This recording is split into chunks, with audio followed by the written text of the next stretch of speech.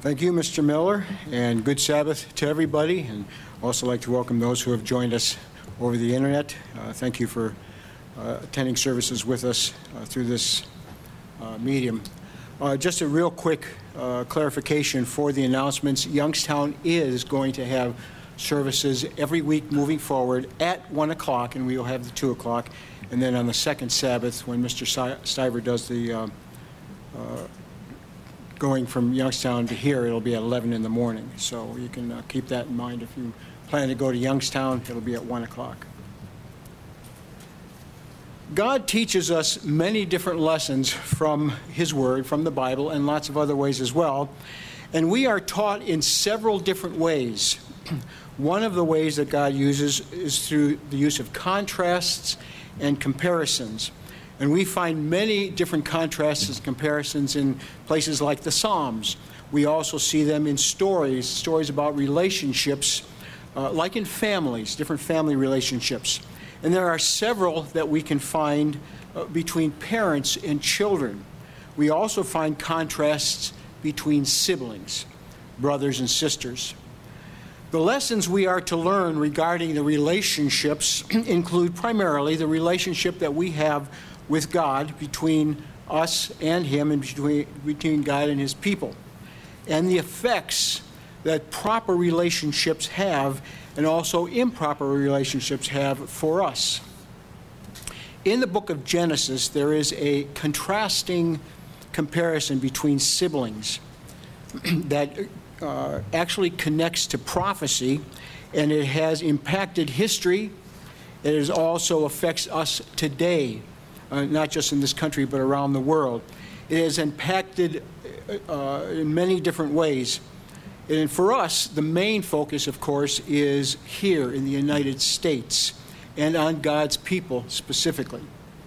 The lesson is shown in the contrasting comparisons between two brothers and their attitude towards God and the impact that it has gone through throughout history because of it. It has to do with the relationship between God and man, again, but specifically what happens when there is a disregard for and a turning away from God's laws and God's ways and His promises and the rejecting of God's people. If you are taking notes and you'd like to have titles, we can use "When People Turn Their Backs on God." This subject about what's going on and about the consequences of turning one's back on God and the effects that it has on individuals and on nations and on God's people as well is something that all of us have been talking about for quite some time because of the things that are going on in this country and in this world. The stuff that's been happening because of terrorism and other types of things as well. Something that we've been thinking about because this is something that has been intensifying as time goes on. Some of what we will be covering is referred to in a book, and I forgot to bring it. The book is titled Esau Rising, and it is written by Bill Cloud, but the subtitle to this book is Ancient Adversaries and the War for America's Soul. The book actually deals with history, but also it deals with prophecy and this country, the United States, and the people of God, and the rejecting of God. Let's first take a look at some of the relationships with families, specifically the contrast between parents and children. And, of course, their relationship with God.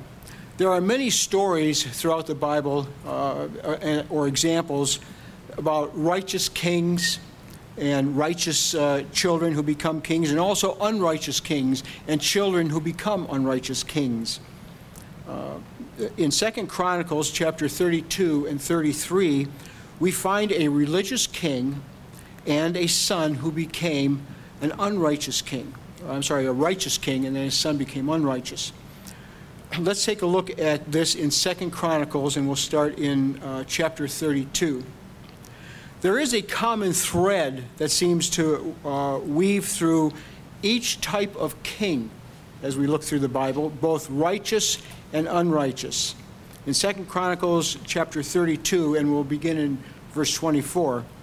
Now in those days, Hezekiah became sick. 2 Chronicles 32, verse 24. And was at a point of death. And he prayed to the Lord, and he answered him and gave him a sign. But Hezekiah did not make return according to the benefit done to him, for his heart was proud. Therefore wrath came upon him and Judah and Jerusalem. But Hezekiah humbled himself for the pride of his heart, both he and his inhabitants of Jerusalem, so that the wrath of the Lord did not come upon them in the days of Hezekiah.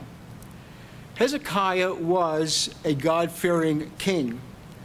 He also sinned, though, just as King David did. And like King David, when Hezekiah was faced with his sin, he humbled himself. He asked for forgiveness, and he turned back to God. And God responded with mercy. And that's a good lesson for us to keep in mind as well when we face sins in our lives, to be able to humble ourselves and turn back to God. Verse 33. And Hezekiah slept with his fathers, and they buried him in the upper part of the tombs of the sons of David. And all Judah and the inhabitants of Jerusalem did him honor at his death. And Manasseh, his son, reigned in his place. Here we see the contrast between Hezekiah and his son Manasseh. Manasseh was not a righteous king, and we know that. He was an evil ruler. Manasseh watched how his father ruled the kingdom and how he lived his life and how he walked with God, yet he chose to ignore God and not walk the way his father did. He chose to worship false gods and even sacrificed his children by fire so that he could praise and please the false god Moloch. He practiced witchcraft and he practiced sorcery, and he led Israel away from God, and of course this provoked God to anger. Now, Manasseh and the people of Israel paid a dear price for their rejecting of God and their rebellion. Let's take a look at this in 2 Chronicles. This example shows that God does keep his word. Whenever he says, he keeps his word. And he will not tolerate a nation's disregard towards him, not as a nation or as individuals or as a people within that nation. The lesson for us is obvious. God will not tolerate sin. 2 Chronicles, and we'll read in chapter 33. Manasseh rejected God's authority and held a disregard for God's laws and God's ways, turning his back on God. And we'll begin in verse 1 of chapter 33 in 2 Chronicles.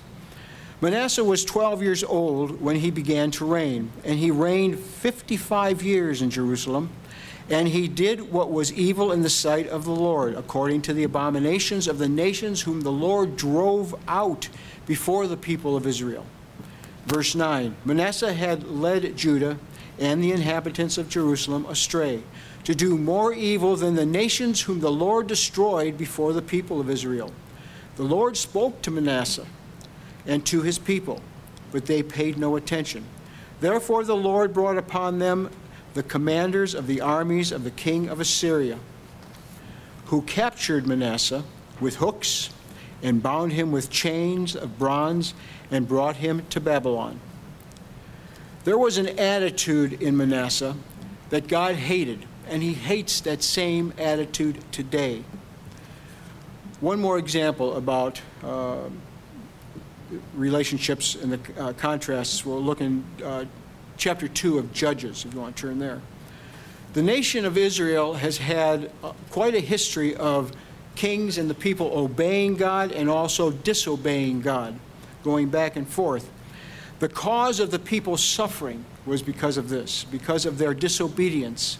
And this disobedience can be tied to the leadership that was in place at those times, its attitude and its disregard for God. For us, God's reaction to this country can also be turned to the response because of our attitudes and the attitudes of our leaders as well, and I think we all know this. Judges chapter 2, and we'll read verses 7 through 15. This cause and effect relationship continues to this day, not just with the nation of Israel. Judges chapter 2, I'll begin in verse 7, and I'll be reading from the English Standard Version. And the people served the Lord all the days of Joshua, and all the days of the elders who outlived Joshua, who had seen all the great works that the Lord had done for Israel.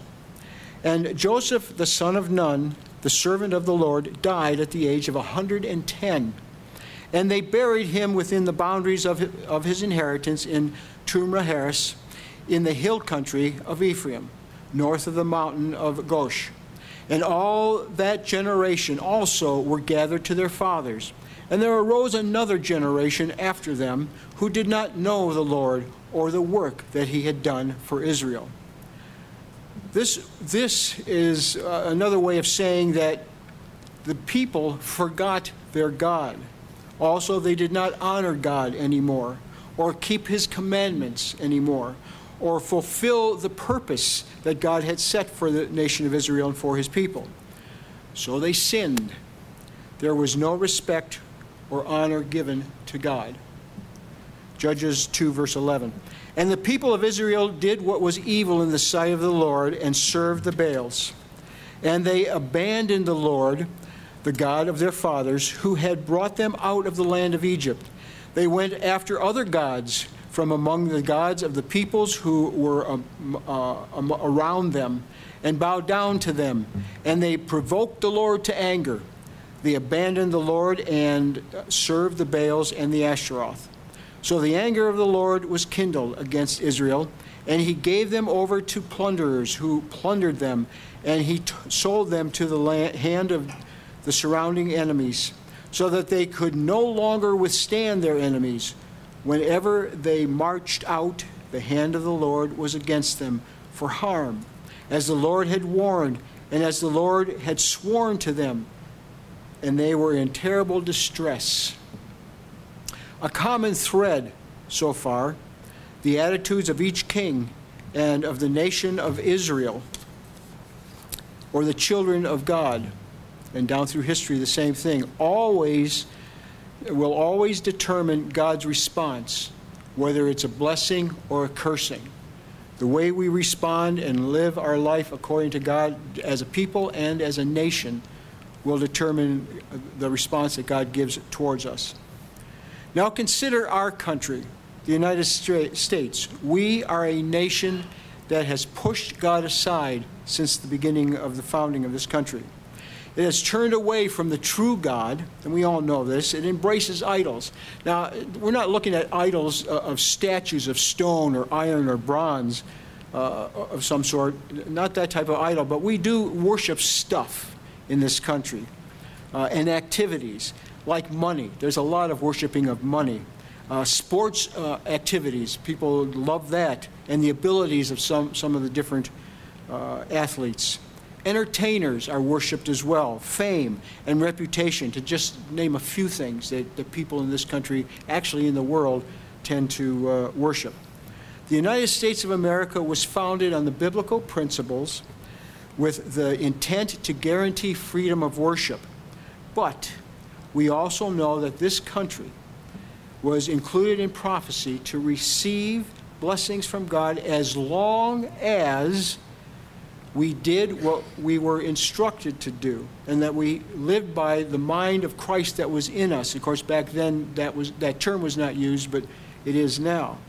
As long as we did what we were instructed to do and our attitude towards God was correct. Over the years, we removed God from much of our public life and also our private life. Prayers in schools, and there's a lot of things we can put on this list, but prayers in the schools were deemed to be unconstitutional. What once was a nation under God has become a nation that tolerates sin. It puts down anyone that says there is an absolute truth, even mocking anyone who calls themselves Christian. and at the same time puts up with and encourages certain religions to do whatever they want to do. But yet the religion of this country, or the religions in this country that this country was founded on, is being restrained. If any nation turns its back on God, his judgment is inevitable. He may be patient, but it is inevitable. Unless the people repent and make him their God once again. That includes the leaders of the country, not just the people. As God's children, his called out ones, our responsibility is to know and to fulfill our purpose, to pray that God would draw the heart of his people and us closer to him and back to him, and to help us as his people to preach the gospel to this country and to the world, and ask him for help and his truth throughout our land. There is more, of course, to our calling than that, but this is just part of it.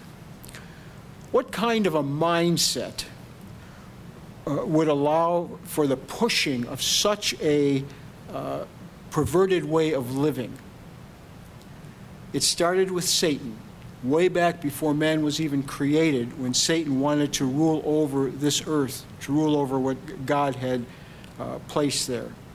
Then there was the contrasting attitudes that are listed through the Bible, and the first one that we run into is Cain and Abel.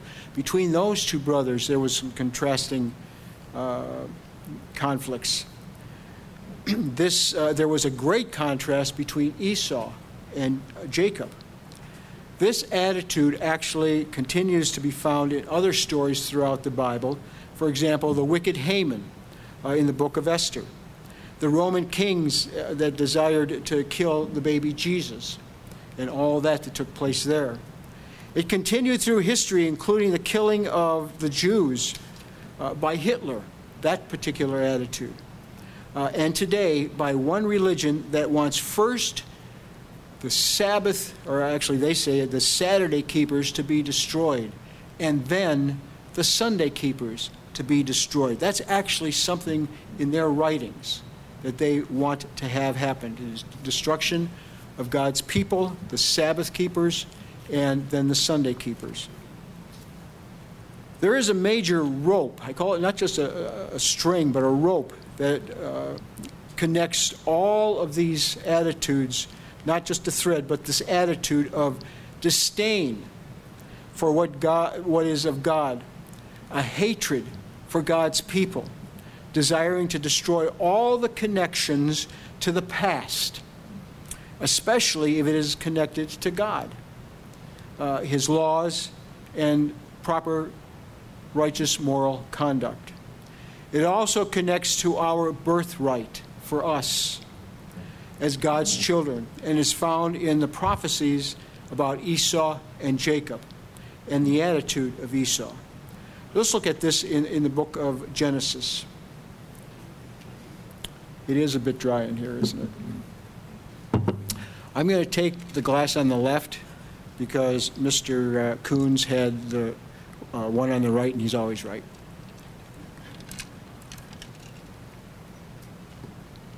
It's good. This is in the book of Genesis. This is where the book that I referred to earlier, Esau Rising, goes into a lot of detail and explanation of what happened and what it tells about the future as it relates to today, to this country and to God's people. Genesis chapter 25. Everything, though, that's in this book, and I would suggest if you like this kind of reading to pick it up, it's very valuable in helping us to focus on things. But everything that is in this book, we've all heard. But the way that it is actually pieced together and woven through helps us to understand the attitude with a little more depth and to see where the process is going. The mindset of Esau and the future events as prophesied and the blessings given to Jacob and to Esau. And you know, as you go through that, it's very sobering when you begin to understand what's happening. Genesis 25, and I'll begin in verse 29, and I'll be reading from the English Standard Version. Genesis 25, verse 29. Once when Jacob was cooking stew, Esau came in from the field, and he was exhausted. And Esau said to Jacob, "Let me eat some of that red stew before I am exhausted." For his name was called Edom. Now, when you get into the history of this, this is a very relevant point to identifying Esau and Edom as you look down through prophecy. Verse 31, Jacob said, "Sell me your birthright now." Esau said, "I am about to die. Of what use is a birthright to me?" Jacob said, "Swear to me now." So he swore to him and sold his birthright to Jacob. Then Jacob gave Esau bread and lentil stew, and he ate and drank and rose and went his way. This is what God says about that. Thus Esau despised his birthright. This is important to understand what happened. Esau gave up his birthright. He sold it because it was of no value to him at that moment. It was worthless. His birthright was worth less to him than a mere bowl of soup. Chapter 27. Let's move forward to the blessings that were given to Jacob and Esau. Chapter 27. We know that the story of how Jacob and his mom tricked his father and received the blessing that was meant for the firstborn. And we'll start in verse 21 of Genesis chapter 27. When Isaac was old and his eyes were dim so that he could not see, he called Esau, his older son, and said to him, "My son?" And he answered, "Here I am." He said, "Behold, I am old. I do not know the day of my death. Now then, take your weapons, and you shall bring it, Take your weapons, your quiver, and your bow, and go out to the field and hunt game for me, and prepare for me delicious food, such as I love, and bring it to me, so that I may eat, that my soul may bless you before I die." Now Rebekah was listening when Isaac spoke to his son Esau. So when Esau went out to the field to hunt for the game and bring it, Rebekah said to her son Jacob, "I heard your father speak to your brother Esau. Bring me game and prepare it for me, delicious food that I may eat it and bless you before the Lord before I die." Then Rebekah gave Jacob some instructions. "Now therefore, my son, obey my voice as I command you. Go to the flock and bring me 2 good young goats, so I may prepare from them delicious food for your father, such as he loves. And you shall bring it to your father to eat, so that he may bless you before he dies." Rather than going through all of the facts and the story and all the details, let's jump down to verse 28 for the 2 blessings. First, we'll take a look at the blessing that went to Jacob. Verse 28. "May God give you the dew of the heaven and of the fatness of the earth and plenty of grain and wine. Let people serve you and nations bow down to you. Be Lord over your brothers." This, as you take a look through prophecy, this being Lord over your brothers is actually very important later on through the prophecy and as we look into the latter times. "And may your mother's sons bow down to you. Cursed be anyone who curses you. Blessed be anyone who blesses you." Now the deception is discovered in verse 30. As soon as Isaac had finished blessing Jacob, when Jacob had scarcely gone out from the presence of Isaac his father, Esau his brother came in from his hunting. He also prepared delicious food and brought it to his father. And he said to his father, "Let my father arise and eat of his son's game, that you may bless me." His father Isaac said to him, "Who are you?" He answered, "I am your son, your firstborn, Esau." Then Isaac trembled very violently and said, "Who was it that had hunted game and brought it to me? And I ate of it before you came. And I blessed him. Yes, and he shall be blessed." As soon as Esau heard the words of his father, he cried out with an exceedingly great and bitter cry and said to his father, "Bless me, even me also, O my father." But he said, "Your brother came deceitfully, and he has taken away your blessing." Esau said, "Is he not rightfully named Jacob? For he has cheated me these 2 times. He took away my birthright, and behold, now he has taken away my blessings." Then he said, "Have you not reserved a blessing for me?" Isaac answered him and said, "Esau, behold, I have made him lord over you and all your brothers. I have given him for servants, and with grain and wine I have sustained him. What can I do for you, my son?" Esau said to his father, "Have you but one blessing, my father? Bless me, even me also, oh my father." And Esau lifted up his voice, and he wept.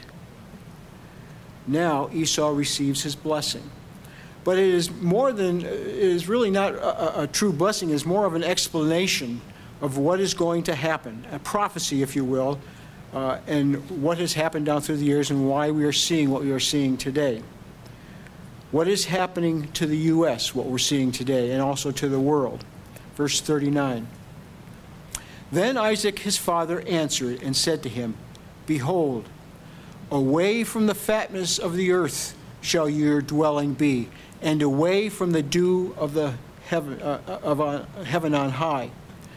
This, if you pay attention to it, is actually a description of a desert type of environment where these people have lived through most of history.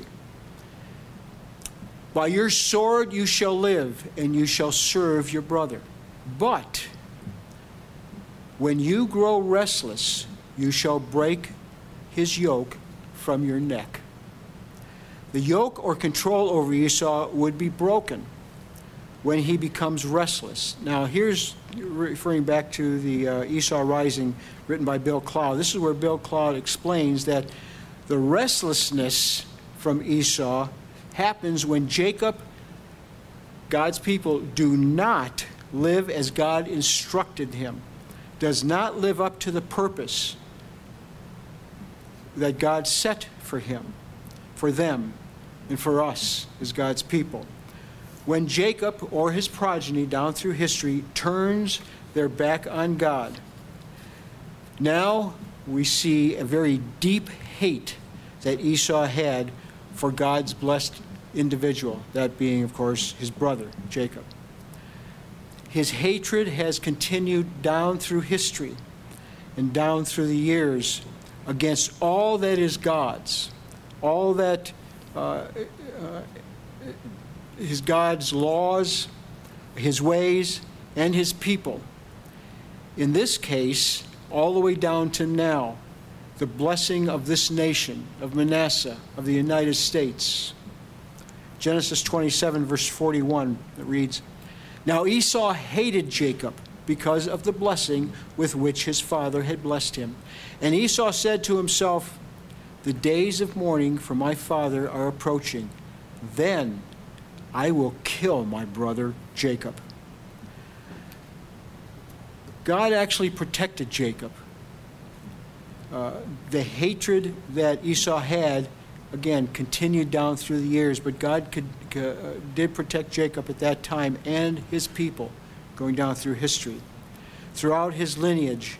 And as an attitude, we have seen this in the history of, through the people and the nations, when different individuals tried to destroy what belonged to God, destroying anything that was God's.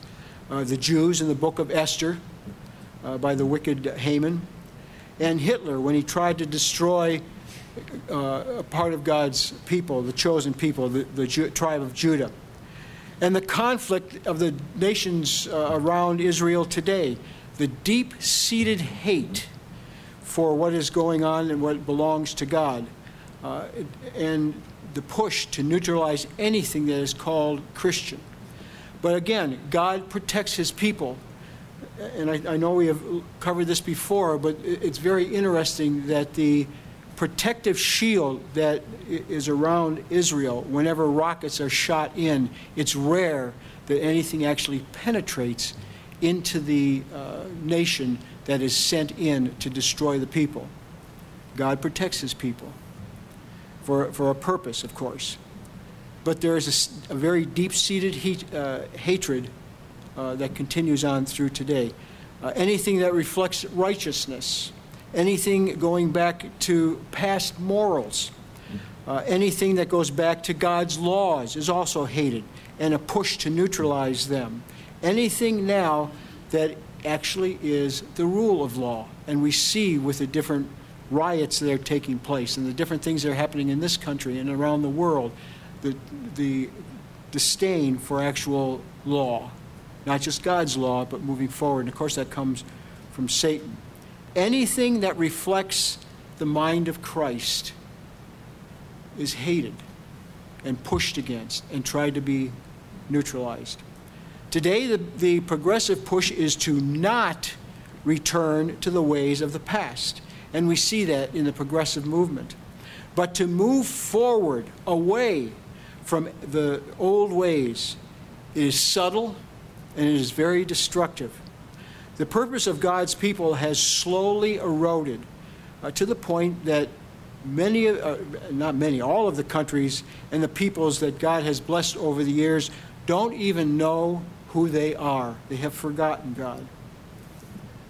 There are laws written to counter God's laws, as if the laws of God are antiquated, old, passé, racist, homophobic, no longer relevant.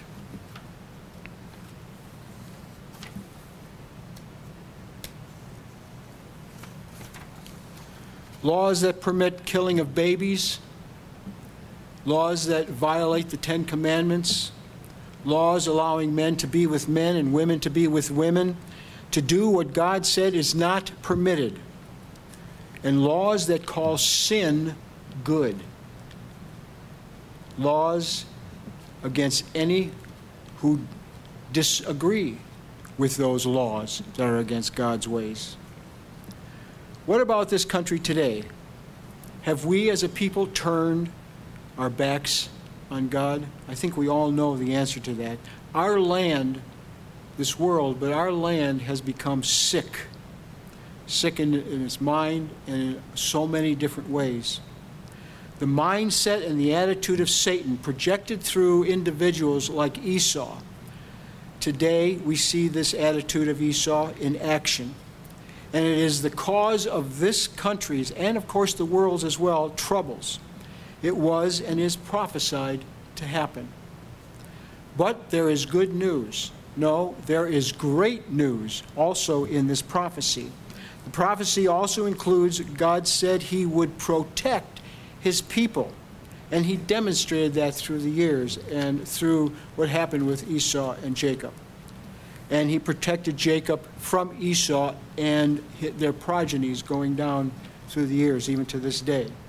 So the good news of God replaces the yoke back on the neck of Esau if, and only if, God's people, and this includes us in the time of Laodicea, if God's people will live according to the purpose God has set for us, and that the mind of Christ would live in us and we would live accordingly. There is a promise God gives us found in 2 Chronicles. How do we start as a people in this nation and as God's children? There are several scriptures that God tells us how we are to live, like action steps throughout the Bible, and we can find them the way that we are supposed to live and follow, like in Psalms, the Sermon on the Mount, and also in the book of Galatians. But let's take a look at just one. For the final scriptures, if you would, let's turn to 2 Chronicles chapter 7. Our God is a very patient God. He's very gracious, he's very loving, and a forgiving God. He will guide us. But one thing that we need to keep in mind is he will guide us if we act, if we do, if we move forward, if we are found so doing. Because if we stand still and do nothing, we can't be guided. You can't guide something that's just sitting still. We have to be doing. And it is the will, it is His will, God's will, that all would choose to return to Him. It is our attitude that He watches. It is also the attitude that shows in our character and in our personality and the way that we live our life. Now, this promise is a conditional promise. It's the good news, and we find it in verse 14. 2 Chronicles 7, verse 14. If my people, who are called by my name, humble themselves and pray and seek my face and turn from their wicked ways, then I will hear from heaven and will forgive their sins and heal their land.